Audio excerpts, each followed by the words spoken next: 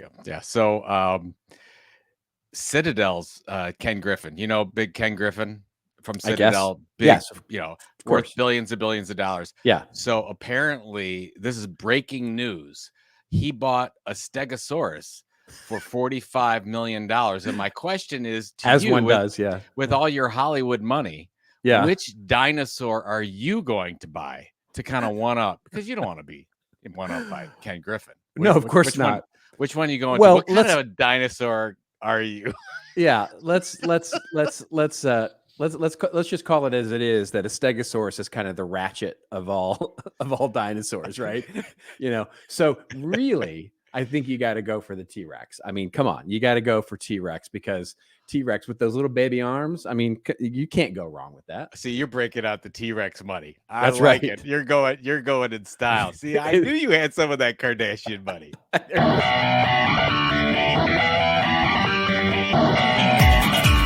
Just remember, everybody has your story to tell. Tell it well. Let this old marketing move. And now, for your listening pleasure, here's Pulizzi and Rose, covering the week of media, marketing, and digital content news. This Old Marketing. Take it away, boys.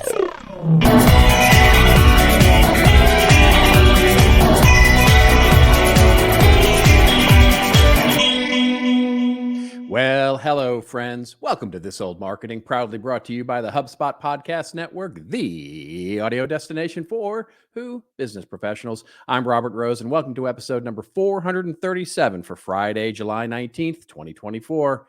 And with me, as always, my friend, my pal, my colleague, and a guy who just might be the Democrats' backup nominee, Mr. Joe Pulizzi.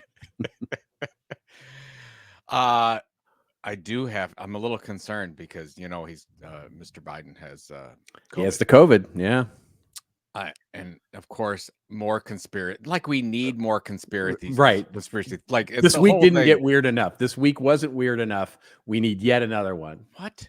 Yeah. What? Why? Oh, and then the whole way that it's done, he says I'm sick, and I'm like, this is all the fixes. Do you think that's leading? You think it's leading up to the sort of graceful exit stage left?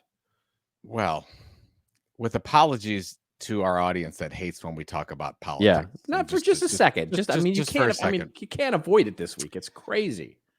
If you look at the polls, it's hard not to see a landslide coming. I mean, it's getting a little bit. Now you're in the middle of the national convention for the sure, of course. There's a bump from that. You're going to get lots of bumps, and we're going on, and Donald Trump will be speaking tonight as we record this. So of course, right. I don't know. Are we gonna see a kindler, humbler Donald Trump from all the things that have happened, or are we gonna see the same old? I don't know. It's very interesting. But yeah, if I was a betting man, which I'm not, and you are, okay, I am. I would say that he steps down, or not steps down as president, but he says he's not going. Yeah, he backs away. Yeah.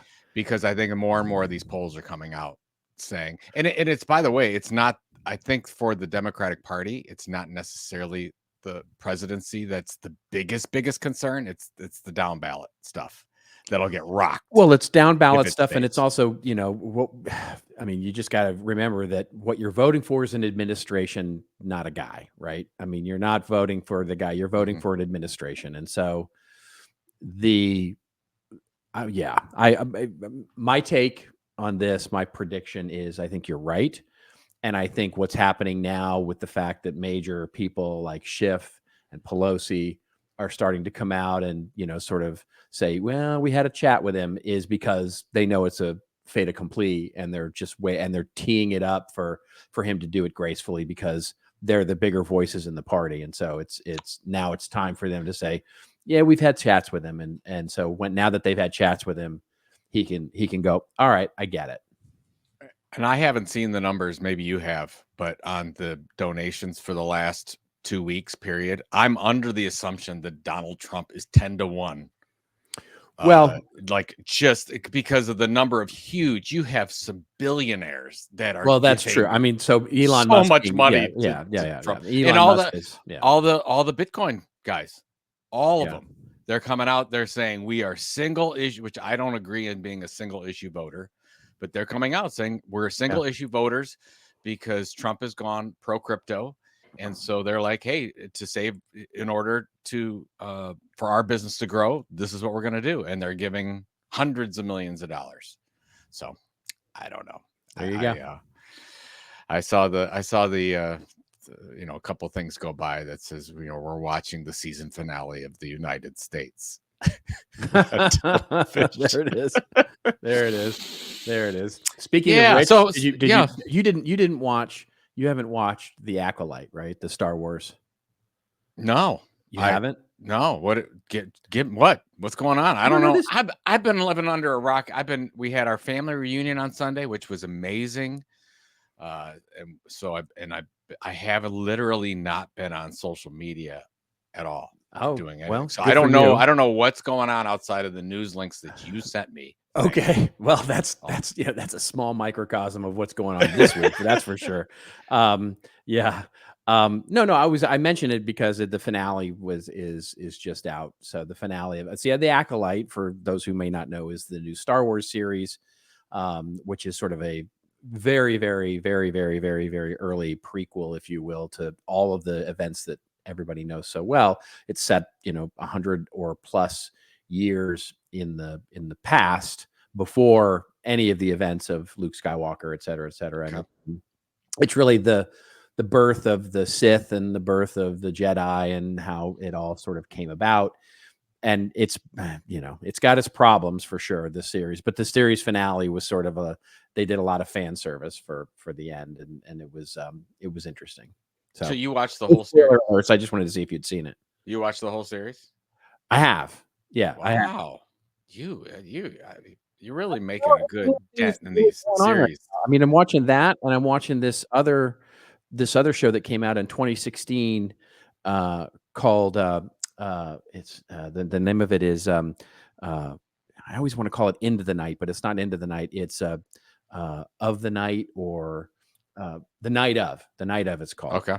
And it's basically this story. It's Steven Zalian, who's an amazing writer, director in the show. It came out I didn't even know that it came out, but I was turned on to it, and it's a great series about a guy who, it's a murder mystery, sort of a thriller sort of thing, and it's really good. So I've been watching that, but I haven't had a lot to watch other than Game of Thrones. I mean, which I'm totally into. I haven't had a lot to watch. What did I? Oh, I know what we're excited to see. We already got our tickets for Twisters. What is the fascination with this movie? I saw the original. Yeah. And, and Helen Hunt, and of course, Bill Paxton. Seymour Hoffman. He's amazing in that. Philip Seymour Hoffman. And, and so it was fun as a movie, but did it really need a sequel? And why is this movie got so much hype around it? I don't understand it.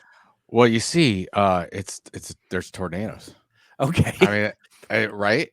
Yeah. Did you see that there's a movie coming out on Netflix called Catnado? Oh no. Yes, it's true. Believe it. There's a series out on exploding kittens. Like that I knew.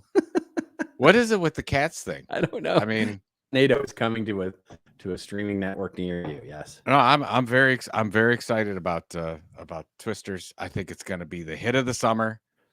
And the guy who stars in it, I don't know his name. Maybe you do, but he was in Top Gun Maverick. Yes. And my wife fell in love with him then. And he basically seems like he's playing almost the same character, but in Twisters. Yeah. Which is better for her. So great. I'm going to go along and get my popcorn. And you know this, I will go to any movie as long as I can order popcorn. Nice. Miles Teller, by the way, is in my his name. opinion, has the best popcorn. Yeah. Miles Teller is the guy's name. Miles Teller. Miles Teller. No. Is that right? No. That's who was in. That's who was in. That was who Top Gun. That was not the second guy. The guy that saves him at the end. He was like the fifth character. Oh. You see, you got to look it up and get the right one, because he's very, very. Are you looking it up? Do I have to look it up? I don't know. I didn't see this stupid Twisters movie. Yeah, I don't know who the hell you're talking about. Yeah, no, cast for Twisters. Hold on. See, people need to. This is very important. This is Glenn Powell. Live. Glenn. This is Glenn Powell. Yes, the famous And Glenn Powell, the very famous Glenn and Powell. interesting movie also that just released on Netflix called The Hitman. He was Which I saw and was awful. It was absolutely awful. It was not great. It was not great. It was But, one of those cringy type movies where I had to leave the room. Yeah. Whenever there's people like lies upon lies and they're trying to like, stay. Yeah, you don't like that like, awkward I gotta cringe, go. yeah. That's why I can't watch Three's Company. Right. Still to this day. That's right. I've seen 72 Three's Companies, but only the first 10 minutes of each one. I never know how they end. Let me spoil them all for you. Jack Tripper wins. Yes, Jack Tripper wins and the Ropers lose. Has that movie been canceled? Like that movie, like people are still, or not that series. Like even Three's with all Company? the stuff, Three's is it Company's just been super out- cringe? It hasn't been canceled, has it? Like Three's Company, dude.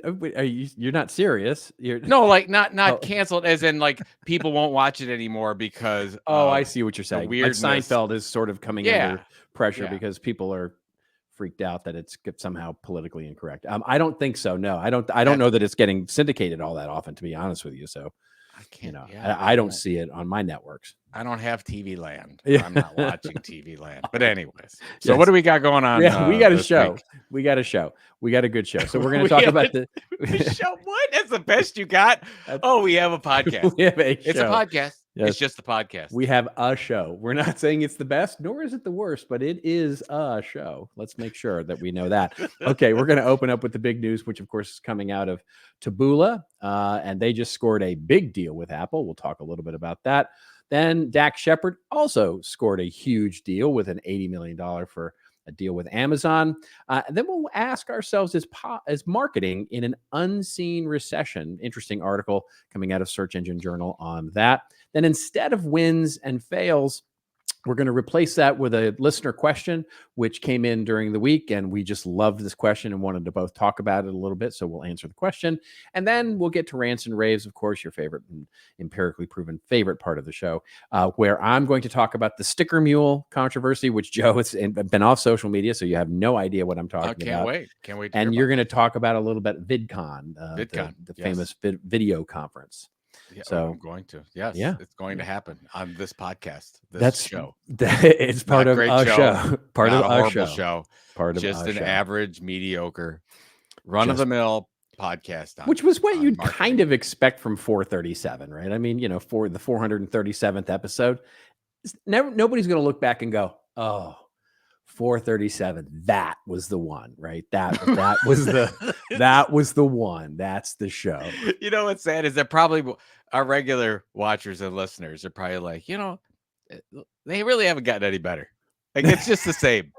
It's just not any better, not any worse.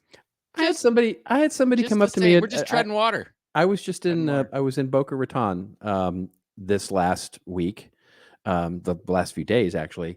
And someone came up to me that I didn't know and was a listener of the show and had lovely things to say. And what she said was she finds us funny because we are her accompaniment on her walk every week. Oh, that's wonderful. And yeah, she finds us humorous and likes our banter, as it were. So okay, yeah. She probably maybe listening right now. Walk faster. Come on, let's go. That's all you got. We could just sing "Staying Alive," right? Isn't that the sort of pace you're supposed to keep? All right. Nobody wants this. Nobody wants that. If you want me to go into my John Travolta or my Bee Gees impression, I'm happy to do that, but I can't. Okay, let's get to our first story. Okay, what do we got? This comes to us courtesy of Axios, which is an exclusive, apparently, but there are other media operations covering this. And this says the headline is Taboola to sell ads for Apple. The story opens up by saying ad tech giant Taboola has struck a deal with Apple to power native advertising within the Apple News and Apple Stocks app. Taboola founder and CEO Adam Singola told, isn't it Singola? Didn't they misspell that? It's not Singola. Only if you make it to first base. Yeah. Hey. Then it's Dabola. And then it's Tripola. I'm going to or look a that home up. runola. Anyway, Axios says the deal provides a new validation for Taboola's business, which has ballooned to $1.4 billion in annual revenue as of 2023. Taboola's effort to build trust with Apple across its various teams and stakeholders was a multi-year process, I can imagine. The deal is also a recognition from Apple that growing its ad business will require a serious sales operation, one that, if Apple doesn't build internally, will need to be outsourced. Marketing analytics company eMarketer estimates that Apple's worldwide ad revenues will total $10.3 billion this year.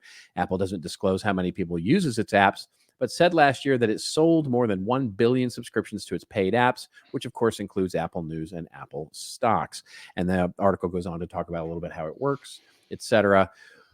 We knew, I mean, we've known of the Taboola folks forever. Over and 10 years ago. Yeah, 10 years ago, as they started, just sort of as that contextual ad platform, and for those of you who don't know, you're probably most familiar with Taboola style ads at the bottom of, say, a CNN page, which will say something like from our network, etc. And the classic, and this is where I'd love to get your take, because for me, this is the really interesting thing. The classic sort of description of Taboola ads were sort of, they were in marketing, they were kind of known as the girl in the bikini ads, right? Because at the bottom of the CNN news article would be some girl in a bikini. And it's like, stars who did this, or, see the actresses who, the top 10 bikini scenes. Or And, 65 ways to whatever. Right. Yeah. 65 ways for single guys and gals to meet up, right? It was all those kinds of ads. And now it seems like they're trying to get, I mean, obviously that's not going to work as well on an Apple, but so what do you think about that? Well, the quick take from that standpoint is, since a lot of the publishers in Taboola's network are not getting the organic traffic from Google that they have in the past, they're going to have to put more money into networks like Apple to drive people to their site. I mean, great point. Unfortunately, you got to pay for distribution now if you're a publisher. And I think it said something like Taboola has 900 publishers in their network or something. And that's what Apple's paying for. Apple doesn't want to have to go they have some relationships, but not all the relationships that Taboola has. They don't have they could do the technology, but why when you have my question is, I'm not quite sure why this is important for Apple. I think it's actually more important for publishers to have another outlet to try to get traffic from. This is just at most couch cushion money for Apple. For sure. It's probably not going to be a better experience for people on Apple News. Well, it's not. So it's not. It never. I mean, when has adding advertising been and programmatic advertising at that, right? So let's remember, this is all programmatic stuff. This is not like human inserted ad buys. This is like truly ad network programmatic, keyword based advertising. So for Taboola, this is unbelievable. It's a huge deal as my son would say, this is crack.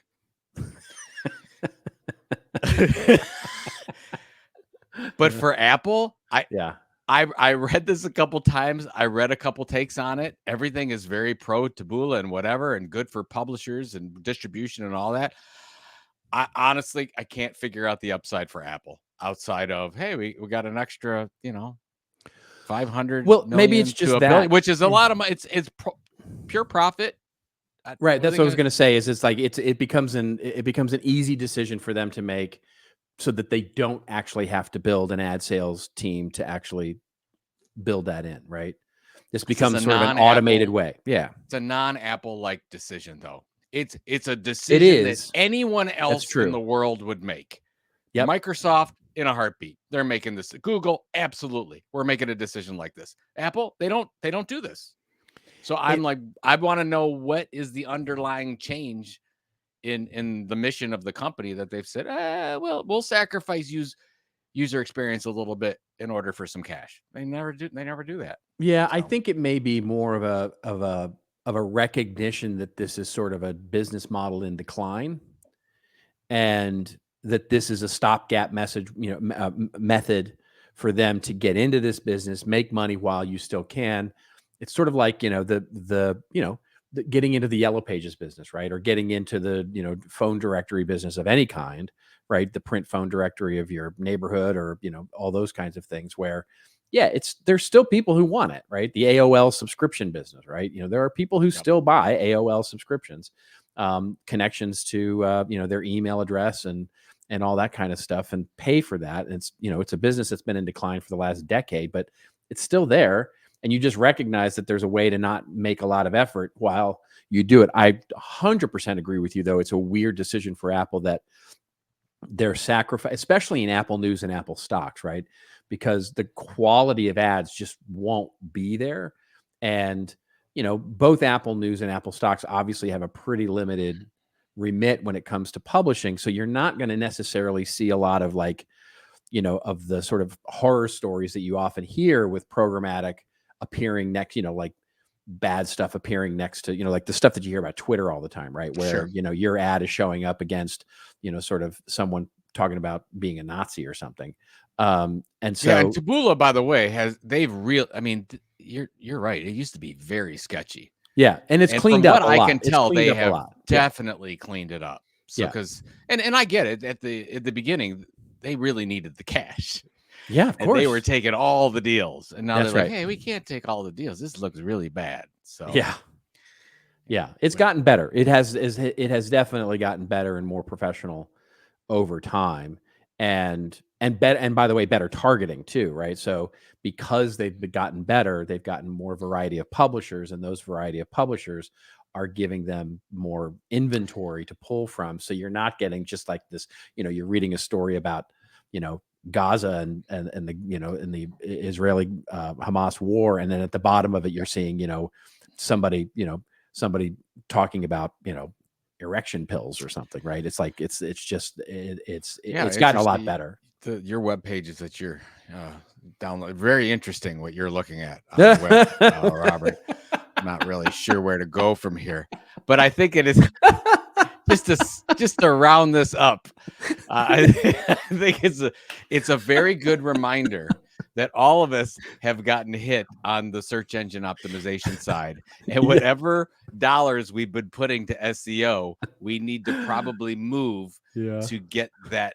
To get those relevant prospects, if you will, to your website experience, which is still really important, but we need to get them another way. We're not just going to give up and say, "Oh no, now we got less people," right? Or are we? Yeah. So that's the reminder that I see on this one. Yeah. Well, it's a great point. That the private this actually bodes well for other private networks, right? Other ad networks that are still out there that aren't Google, right? That aren't, that are serving up programmatic ads across, this is a sign to them that there are businesses, because as you said, right, you could see every other business doing this besides Apple, right? Well, now that Apple has done it, it'll be interesting to see if some of the other smaller players in this space actually get acquired by a business, which I could see very easily happen, or themselves get an Apple-like deal with somebody. Yeah, well, maybe Google will buy Taboola now or something. That would be interesting, actually. Yeah. Well, did you see Google just bought us? Well, the rumor is that Google. We talked about the Google buying HubSpot thing, but that sounds like that's off the table. That seems to have cooled off quite a bit. But there's a new one that they're going to buy, a cybersecurity company, Wiz, I think it is, and that would be then the biggest acquisition they've ever made. It's a $27 or $28 billion deal or something. So look at what's happened with Google and Amazon and Microsoft, and as much money as they have, they are now getting into literally every business. Yeah, that's right. Any fast-growing business they're in. And you see, obviously, you've seen the move for years with Amazon and healthcare. Google's already in that space. Microsoft's going, like, it's nuts. It's gonna be 8 major companies, and you're going to crack open the earth, and at the core, you're going to see a big Google and Amazon logo sort of taking over the planet. All right. Well, by the way, before we go on, make sure you scrub your history on your browser, because we just had this conversation. I don't know. Thank you. Yeah. Okay. Yeah. Okay. Thank you. Scrub my history. Didn't we have a word for that last week, and I was trying to remember what it was, but I can't remember. I don't think we could say it on the air. Probably not. Probably not. Oh, speaking of programmatic, we are not doing any programmatic. All of our stuff is hand curated, molded advertising. Oh yeah, here it is. And yeah, wonderful stuff. Here we go. Welcome to another day trying to grow your business. Look at all these tabs. So many tabs you can't keep tabs on them. Tools for this, programs for that, and systems to manage your systems. Now jump from a leads thing to a ticketing thing to a reporting thing, so you barely have time for anything, like actually growing your business. But there's a better way. With HubSpot, you can increase quality leads, scale your customer service, and close more deals all in one place. It'll be the most productive day ever, and that's why we use HubSpot. Get started at HubSpot.com. You ever noticed how the smallest changes can have the biggest impact? Well, if that's got you intrigued, let me give you a nudge. Yeah, that's right, Nudge, a podcast.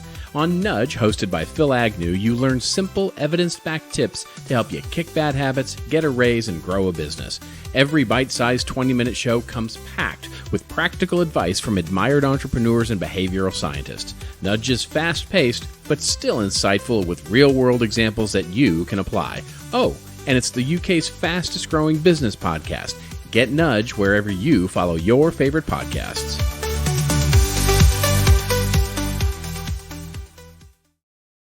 I think in the video, I know that our wonderful audio subscribers can't see the video that you have for the first HubSpot ad there. Yeah. I think they're on Tinder. I think that's what I think. They're like, she's the one, he's the one, but you know, you have to go to YouTube or you have to be on LinkedIn to see our wonderful Did show. you see the news article that talked about that during the RNC convention, they did an analysis of the number of Grindr searches that were going on? Is that real news? I think it's real. I haven't explored it and uncovered the sources of it yet, but yeah, there was a news article that said that Grindr searches were up like 1,000% or something on in the Milwaukee area during the last few days. So that can't. Well, of course it can be true. I mean, of course it can be possible. I don't know that it is true, but it can be true. It absolutely can be true. What is up? This is just nuts. I can't take it. I can't take it. All right, what else we got? Okay, so I was going to try and make a Please. segue joke there, but there's no segue really to happen. This is going to come to us courtesy of the Hollywood Reporter. Hollywood, welcome to Hollywood. And this is about Dax Shepard, who, by the way, Dax is looking quite buff these days. The headline here is Dax Shepard's Armchair Expert podcast jumps to Amazon's Wondery in $80 million deal. A popular podcast had been with Spotify since 2021. Maybe the podcast wars aren't over after all, says the Hollywood Reporter. In a major deal, Amazon's Wondery has signed a distribution and ad sales deal with Dax Shepard's Armchair Expert podcast, which is a good podcast, by the way. I've listened to a few episodes. The deal, valued at $80 million, also includes plans to develop 2 new podcasts, a first look at deal for future podcast ideas, a plan to host live streams, rights to develop and sell Armchair Expert merchandise. Bing, bing, bing, bing, bing. There's your headline, folks. And the company will also launch video episodes of the podcast. I could not be more excited about making Wondery our home, said Shepard in a statement. Duh. Jen Sargent and her team have created a brand that imbues quality, daring, and creativity. I mean, can you imagine if the quote that was would be the best headline? Yeah. Dax size $80 million Dax. What do you say? This is the worst thing that ever happened to me. It's terrible. I'm quite disappointed, actually, that it wasn't $81 million. We were going for 82.5. Yeah. Yes. Okay. Anyway, what's your take? Yeah, I think you and I were talking before the show about what's our number. Like what? Right. I mean, look, we're not $80 million worth, but I'd do $8 million. I mean, are we 10% the man that Dax Shepard is? Together, maybe we're maybe together we're 10%. We're somewhere between $8 and $80 million. Exactly. Somewhere in that is our deal. Come on, let's hear the offers. So, you know how we were talking a couple weeks ago about it seems to be a 2-company race for video and podcasting between Spotify and YouTube. Yeah, because Apple is giving up. I mean, they don't care. They just want you to have the device. They don't care that you're listening to it on Apple Music, in my opinion. Do we have the third? is Amazon the third player and Wondery, which according to Dax, it's the cream of the crop. It's the HBO of the podcast space. They definitely have some good shows. Yeah, they definitely have good shows. They're definitely taking sort of an Apple TV curated approach. Isn't Smartless? Is Smartless on Wondery? I think that's true. Yeah, I believe that's true. So yeah, I mean, the move makes sense in the fact that if you start playing around with numbers, if you go, okay, how much we can sell in advertising, and then how much we can sell in merchandise, as you said.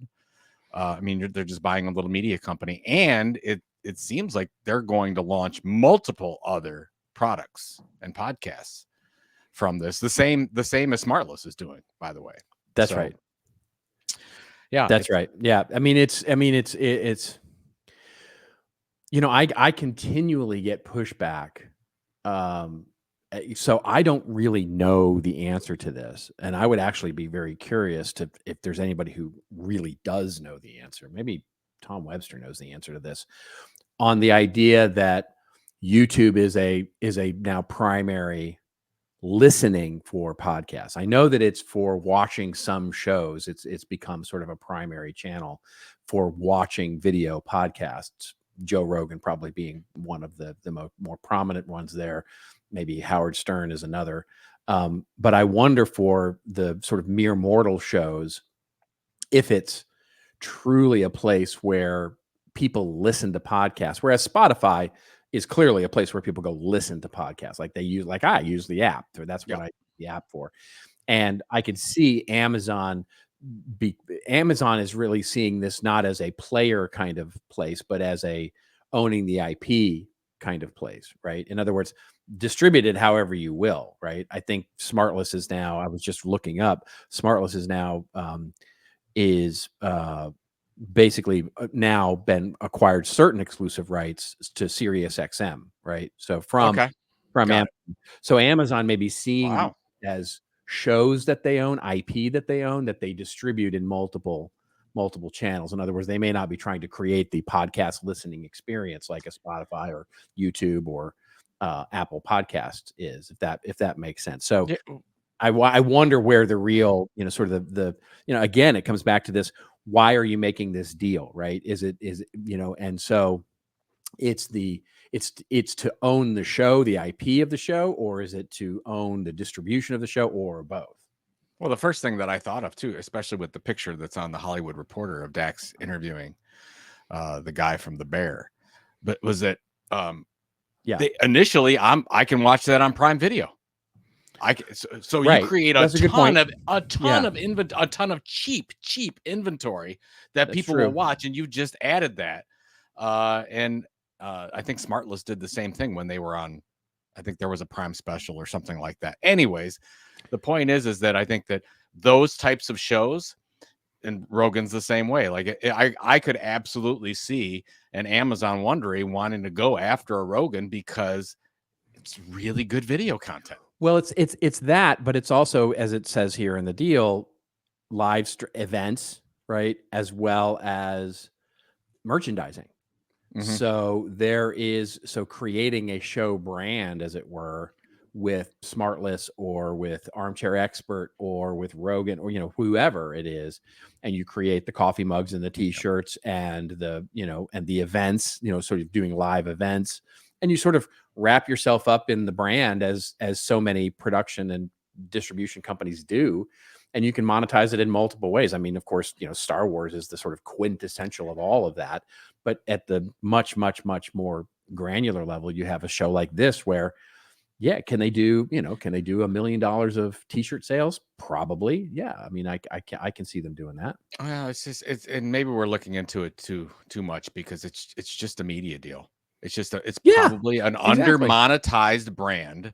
Yeah. Wondery, Amazon looks at it and says, that's a really good media brand, and we can 3x that revenue really easily with our distribution. It's just like what's the deal in Secret of My Success when Michael J. Fox is like, no, with your distribution and our products, it'll take you straight to the top. Same thing, right? Right. It's the same thing. That's all they're doing with Amazon's distribution and Armchair's straight to the top. So you're going to see more and more of these deals. It's just like, 10 years ago, we were talking about, newsletter deal or event deal or like traditional media type deals. More and more of these deals are on the podcast side because they're under monetized. Well, that's it, right? So so what you're really saying is that, so to quote another movie, it's like, they're not in the podcast business. They're in the Dax Shepard business. Right? Yeah. Yeah. Okay. Last thing before we move on. Yeah. So if we want to get between $8 and 80 million, we got to start working out. We got to go to the gym. Yeah. I don't know what kind of supplements these guys are on, but they're like Joe Rogan. So it seems like everyone getting the big deals are like, they're on these serious dietary and muscular plans, and we're falling behind, man. Now I can see why we're not getting offers. I'm seeing more and more and more of that these days, by the way. Tech bros, especially, right? The Silicon Valley elite, as it were, really pharmaceuticaling it up, right? When it comes to everything from the Ozempic and Mounjaro sort of, thing, and plus all these other sort of other pharmaceuticals that they're taking to sort of quote unquote biohack their way to health. It's a thing right now for sure. Look at this. I got to show you this. My computer is listening to me. Look at, I said Twisters, and here a Twisters ad just popped up. Boom. It's listening to me. There you go. See that? I hate it when my phone does that. And obviously, with you being on the erection pill site. Oh, no. Listening to you. Yeah. See, now you're going to get that too. Or you're listening to your wife. I don't know. Now that's all for you, my friend. He went there. He absolutely went there. All right. Very quickly here, let's go to our next story here, which is marketing in some sort of unseen recession? Interesting question.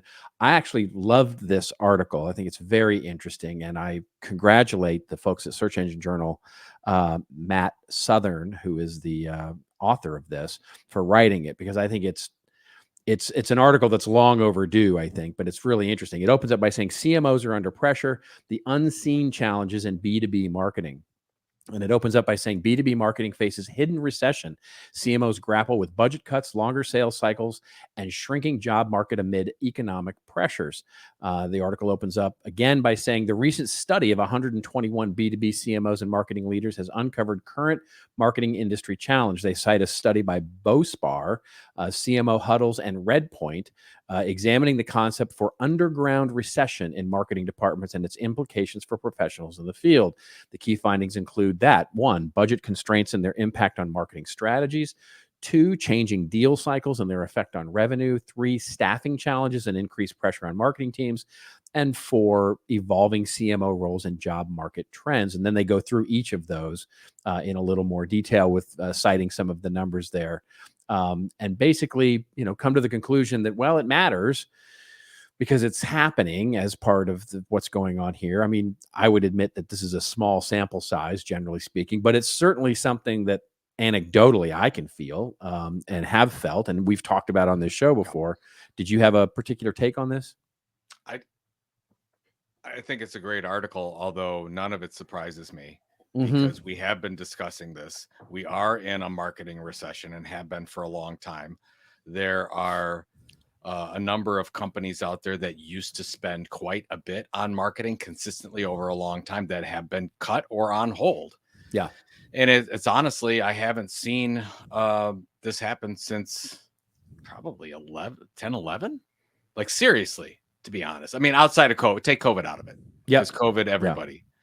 But really, the 10, 11, when we were still in that recessionary period after the financial crisis. And there's just, whenever you get uncertainty, and for whatever reason, I'm going to mark November 22, when ChatGPT came out, as the start of the uncertainty cycle. I think it's right there. I think that's what happened. And everybody's starting to question, like, oh, what is this going to do?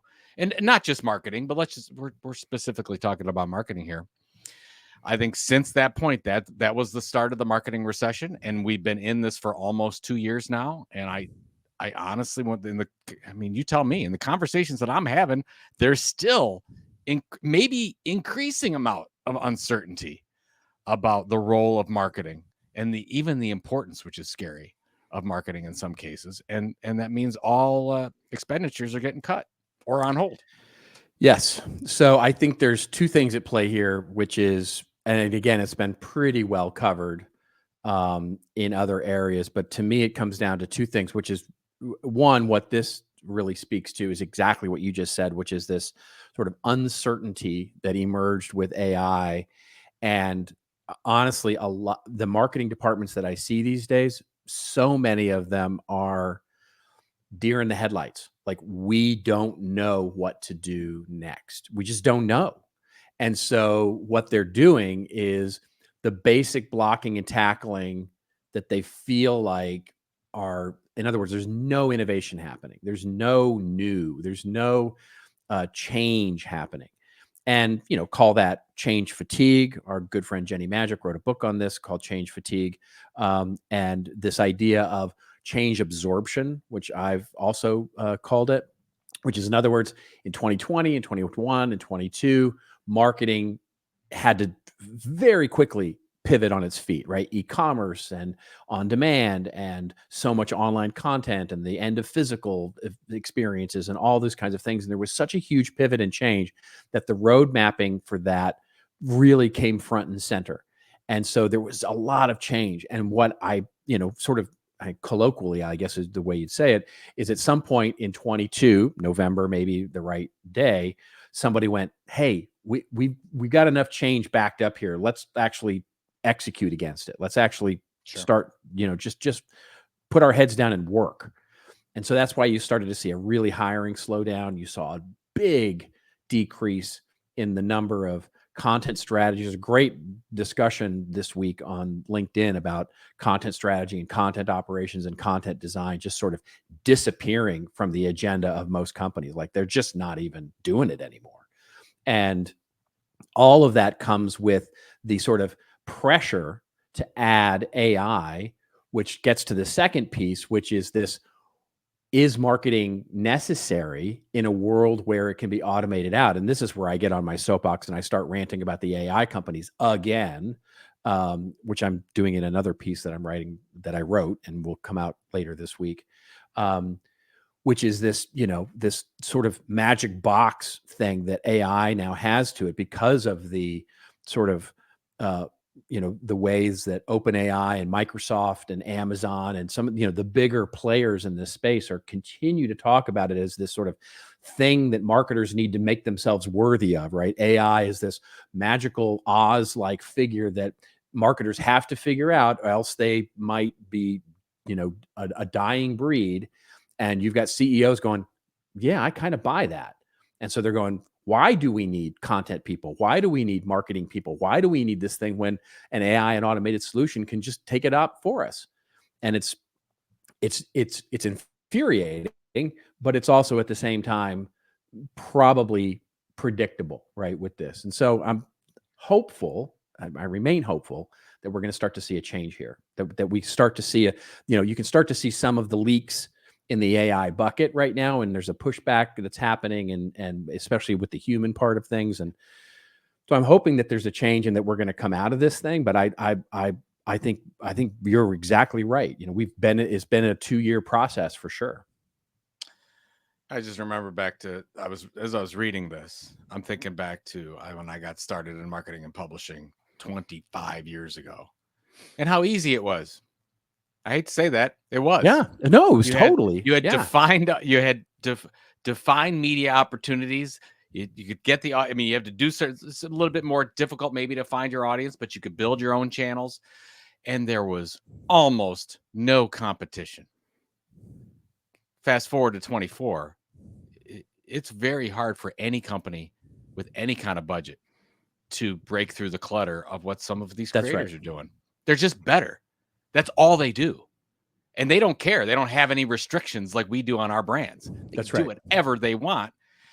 And so who are you going to choose? You're going to choose the individual. And that's actually why, we've talked about it a couple times, where if you're a B2B company and you want to break through, sometimes you have to take your own corporate marketing and put it behind an individual, like your e-newsletter to a certain group of people. Maybe that should come from an individual in your organization. whatever that internal creator is, instead of It's from trust. XYZ company. Yeah. Yeah. You have to and really that was leverage all those things. Yeah, that was the theme of my talk to these commercial printers when I was in Boca Raton. My theme was, we have hit the transition point between the first 20 years of digital marketing was about attention. How do we be provocative or engaging enough to draw attention to us to say, if you're in the buying mood, you need to buy now and come through our buyer's journey. And if we can be, we're going to get you, we're going to be found. We're going to be the solution to your search. We're going to get your attention. We're going to give you an engaging experience, and boom. And now it's just, the clutter has risen to such a level that we've got to, it's about who delivers value first and fastest. It's about establishing trust. If you manage to get someone's attention, you've got to compete on the ability for you to deliver value immediately. And that's, it's a tough thing to do. It's a tough thing to do. I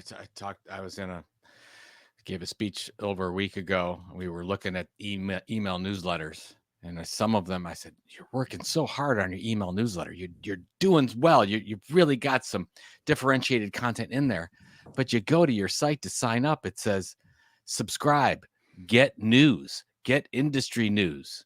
Like, what? Right. Well, you're working so hard on this product, but you're going to get them there, and they'll be like, I don't need industry news. I don't need any more news. Yeah. Like, you really have to sell it. And I'm like, oh man, you're just leaving so much on the table. Yeah.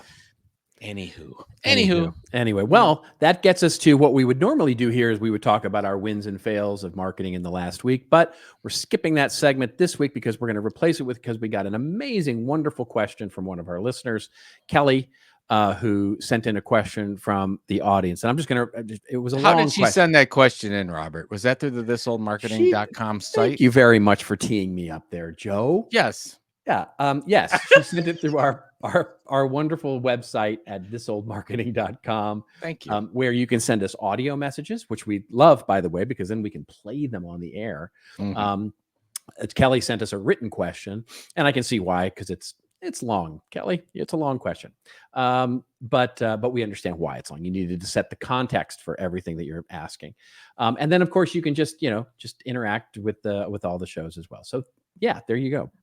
thisoldmarketing.com. Anyway. Okay. So Kelly's question. Hi, Robert and Joe. I enjoy your podcast. That's all. I think let's just stop there. Let's just stop there. Just next. Next. Okay.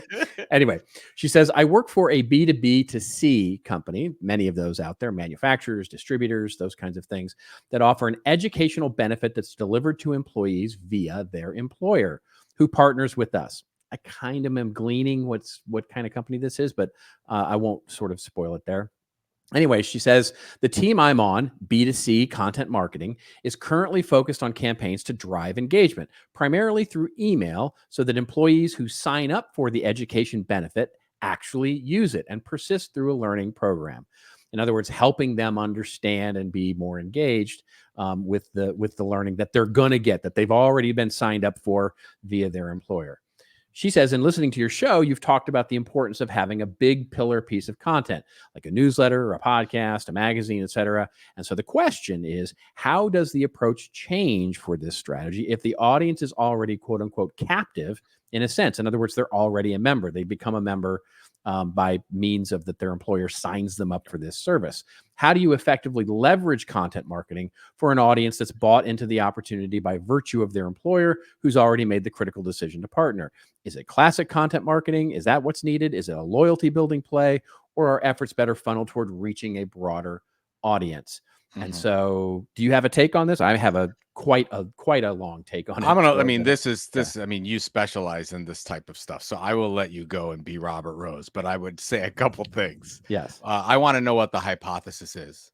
Like, what are we, is this, hey, if we create more loyalty, this happens? Are we trying to create more yield? Do we believe that if we get more people engaging in this content, XYZ are going to happen? So I really want to set that up first. Yeah. So that's what, and I'll just share the example, and you and I have talked quite a bit, but in the early days of Content Marketing Institute, we learned that our best customers, meaning the ones that spent the most with us over time, were engaged in 3 at least 3 different things that we did. And it didn't matter what 3. And what I mean by that is they were subscribed to the blog. They downloaded, or they got the e-newsletter and opened that on a regular basis. They were subscribed to our webinar program. They got the magazine chief content officer, whatever. It didn't matter. We had lots of, like 10 different things, our reports, lots of things that we offered. But it was, for some reason, it was at least 3. That was our number. That was sort of it created the perfect amount of loyalty for them to then say, yes, I'm going to check the box and buy this or buy more of this.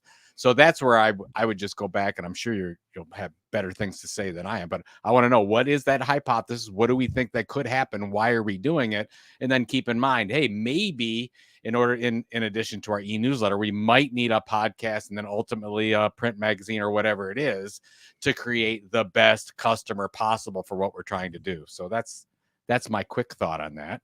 But you are the expert, sir. Well, I don't know about that, but here I do have some thoughts on it that really mirror exactly what you just said. Because the first thing is that it sounds like, Kelly, from the question, that in many ways you're already meeting a goal, right? And maybe we're wrong here, but what I read between the lines of your question, it sounds like the goal is to ultimately get the employees or these people more excited in the training programs and the things that are going on. And sort of, it's an enabling content, right? It's sort of like making them feel, there's the classic scene in Dave that we often, it's like making feel better about the car that they've already purchased, right? So this is in many ways making employees feel better about the training programs and the things that are going on that they're already into. And what the goals there could be everything, as Joe just mentioned, to loyalty, stickiness, right? With your B2B ultimate customer there. And, or it could be the fact that you're helping them actually show more results. In other words, more people going through the training, more people enjoying the training provides for a net promoter score that's better, or it provides for upsell and cross-sell into other services that you might ultimately be offering. Basically, better, more loyal, more engaged, more happy customers, quote unquote, users in your system equal good things, right? So what those good things are, I think Joe has a great point. You've got to figure out what that hypothesis is if it's not just, it's simply that. The expansion from that is, if you're looking for more than that, I would argue there is an opportunity to start to expand your content beyond whatever the remit it is you're doing. I'll explain what I mean by that. So if you have, let's say, for example, your content focus, your content marketing focus for these folks is to make them more excited about the training. So you're giving them, exciting, wonderful content and success stories and all these kinds of things that make them feel good about what it is they're doing. Well, what are other things that you could start to offer of value that are corollary, basically widening out your brand funnel from there to create experiences that no one else could deliver? And I'll give you a couple of examples of that, right? One is sort of the idea of what Salesforce does with Dreamforce, right? So if you think about what Dreamforce is, that's all Dreamforce is an enabling thing, right? Most of the sessions that Dreamforce has is about, how to use Salesforce better, how to become a better Salesforce user, how to become a better email marketer, how to, that's the bulk, the meat of that event. However, they offer other experiences because they want to add value to something that only you could get through Salesforce, right? So they bring in amazing keynote speakers, and they bring in bands and music and sort of entertainment and engaging stuff so that you feel better about the relationship that you have with this company, even though you're in a captive audience, right? You don't get to choose whether or not your company uses Salesforce. You're just the person who actually manages the Salesforce implementation. So that sort of engagement makes you more passionate about the relationship that you have with that brand. Thus, when it comes time to renew, et cetera, you're bringing all that value with you. And I'll mention one other example, because I don't know what company this is, but I also am reminded very much of what John Deere does, right? So we talk about John Deere a lot as sort of the quintessential, content marketing example. But one of the things that gets lost is that it's not a brand message thing for John Deere. John Deere, B2B2C, right? So they're ultimately marketing to consumers that ultimately purchase their tractor through one of their dealers. That's what the furrow really is for them. It's a dealer program. It's a B2B program that also happens to target B2C, because the way that you subscribe to a John Deere magazine is you have to do it through your dealership.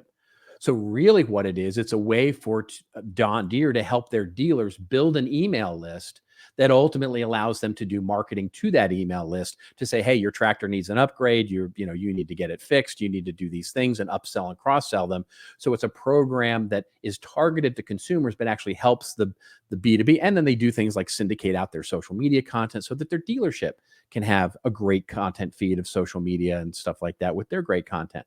That's the reason that it exists, is to build that loyalty among the consumers, but really help the B2B dealer actually build their own marketing. And then one final example that could be relevant here is what Pendo, startup product marketing software, SaaS-based software, Joe Chernoff, our good friend, CMO there, they acquired Mind the Community, a community of product marketers, and basically have turned that into it's a revenue generating marketing engine for them, right? So it has events, it's got training, it's got services, it's a community of product marketers.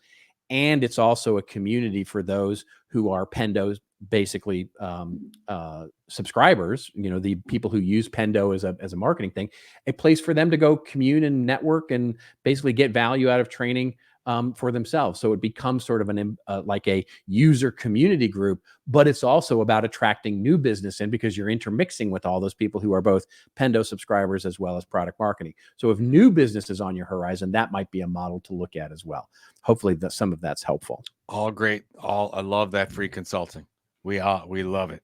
Yeah. Yeah. I mean, I think the most important thing in what we just went through is, don't be infatuated with the thing, the podcast, the newsletter, the whatever. Just really focus first on what's the problem that we're having. Yeah. And then we figure out, okay, how can we fix this problem, make the hypothesis, and go from there. Exactly. And that's how we all got into social media, right? Oh, we need to be on Twitter. Well, why do we need to be on? Okay, let's just go down. Let's ask the questions. Let's make sure we know what our goals is, and then we go from there. So there you go. There you go. Okay. All right, folks, it's now time for our rants and raves, where Joe and I go off on a little bit of a rant or a little bit of a rave that makes us feel like, did you see the head of the Teamsters speak at the RNC conference? I didn't see one. Classic. Basically, the head of the Teamsters Union, which is like, wait a minute, the head of the Teamsters Union is speaking at the RNC conference. It's like, yeah. And he gets up there and somebody messed up, right? Because he got up there and just basically ranted on corporations and ranted on the unfairness to union workers, et cetera, et cetera. And you could, they would continually cut to the audience, where the audience was like, yeah, yay, yeah, yay. It's funny. So anyway, makes us feel a little like that. So what do you got? What do you got with your? Yeah, let me go. I'll show this on the screen so you can see it as well. But my little commentary here is on VidCon. I don't know if you saw, but yesterday, I believe it was, VidCon Baltimore canceled. So for those people that don't know, VidCon, oh my gosh, VidCon is the annual convention. They have an East and a West Coast. It was created by John and Hank Green, which is acquired by Viacom, now Paramount, which of course we know all the things going on with Paramount. But they came out with this and they tweeted it out. They said, we made a difficult decision to cancel VidCon Baltimore to dedicate our full efforts and resources to our flagship event in Anaheim, which is fine. That's interesting, but a lot of people are really upset about this. My take is two things. First of all, when they sent this out, they didn't give any detail at all. They just said it's canceled. There's a lot. That's a horrible. There was no reason given. This is more. They updated the webpage to say, hey, because to shift resources. But what does shifting resources mean? It means they couldn't sell enough tickets, right, or enough sponsorship for Baltimore. And we've been seeing more of this in the marketing and content creator space when it comes to events. It's very competitive, and there's a lot of hurt going on. There's basically, I think there's too many of these types of events out there now. When you look at Vid Summit, VidCon, you've got every conference, even HubSpot's conference, and you talked about Dreamforce. They're all doing content creation stuff. everybody's sort of doing the same thing right now when it comes to creating content, building an audience, and monetizing that audience. There's too much of it out there. I think this is the first of many things that you will see for these types of things to kind of consolidate. Last thing I'll say is probably a really good decision, because as you and I know, like when we started the whole content marketing world thing and we said, okay, let's go expand and let's do Sydney and Singapore and let's think about Europe and whatever. Generally, that's a really hard thing to pull off properly. Right. Yeah. It's almost always more effective and more profitable to focus on one key thing, one key event in this case, instead of saying, okay, we want to do one in every location around the world. That is just a horrible, horrible business model when it comes to events. So now they're consolidating back. So yeah, there you go. 100%. I had no idea that they were canceling. That's interesting. Isn't that crazy? Yeah, it's crazy. Oh well, man, you should Twitter. It's oof. Or I keep calling it Twitter. On X. Yeah. It was vehement. Oh, they were just so upset. Just the mad. words used. Yeah. They're just mad, especially by how it was handled. Well, that's the key, right? Is the messaging, right? Is the how do you message something like that? And there are, I mean, I can count 19 different ways to message that other than the way that they did. So well, the big thing, what they did is last week they had a big promotion and new speakers and the whole thing. So 7 days ago, they said, "Oh, we're really excited announcing new speakers," and then the 7 days, a whole bunch of people sign up. 7 days later, we cancel. So they didn't hit some number. That's right. That's exactly what it was. The Paramount deal didn't go through yet. None of that should change. None of that has changed yet. So. That's right. That's it. That's exactly right. And you know that you've been in that meeting, right? Where it's like, well, we'll do one more promotion, but if we don't hit this number, then it's going to get canceled, right? Mm-hmm. The difference being, it's like, no, you don't do it that way. You say, if we don't hit that promotional number, then what we're going to do is we're going to work this plan to start to think about how do we cancel and message it, et cetera, et cetera. Because just think about the amount of, I mean, they're losing a lot of money by canceling. A ton of money. They're giving refunds, but all the sunk costs that are already in there. I can't imagine. Like, was it that bad that they had to cancel over having it? Think about that. I mean, it must have been hard to believe. Yeah, it must have been. Have gone through with it and then have that be the last East Coast event and then focus on your main event. I don't know. It must have been. Yeah, it must have been. It must have been. And you got to figure that the main event's going to take a hit too because of that. I think we've seen it. How many marketing and content creator events out there are bigger than they were last year? Yeah. How many? Yeah. Few. CEX, we did better, but not like, I mean, we're a small event, so it's different. Yeah. But any of these content marketing world is trending bigger. Content marketing is trending bigger from That's from wonderful. last year. Yeah. Awesome.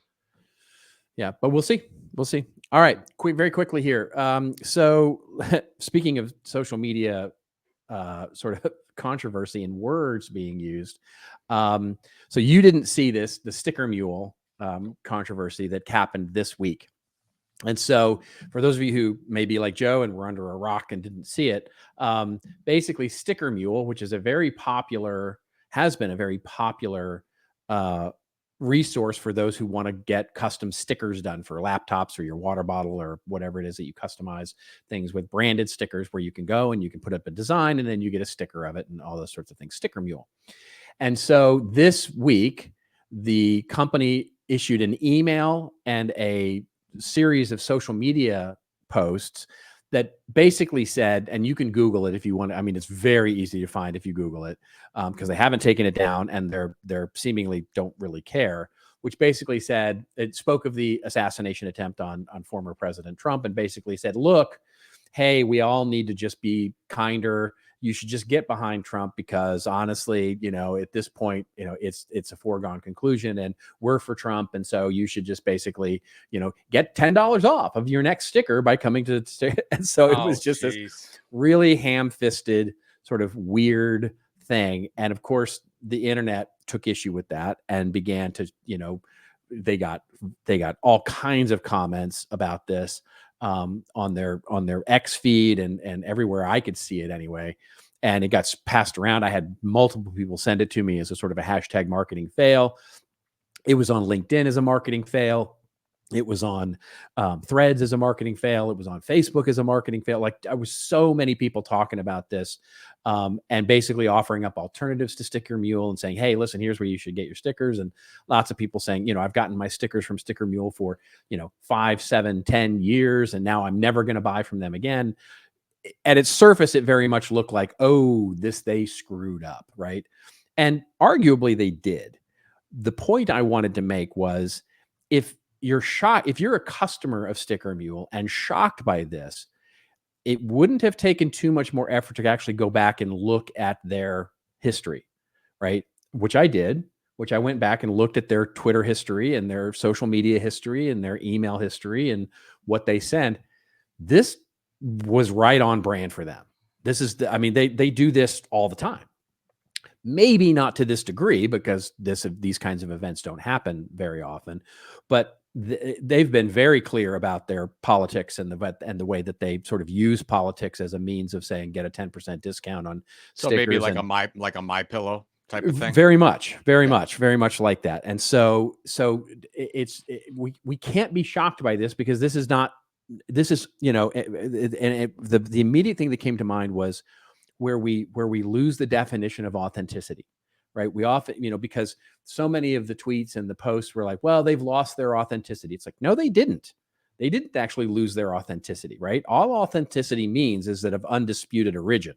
So they've always been an asshole. And so they were right on brand with being a continued asshole. So if you didn't like it, you didn't like it before. This one was just the one that tipped the scales for you. And because you saw it in your social media feed, now we can argue whether that's a marketing fail or not ultimately for them.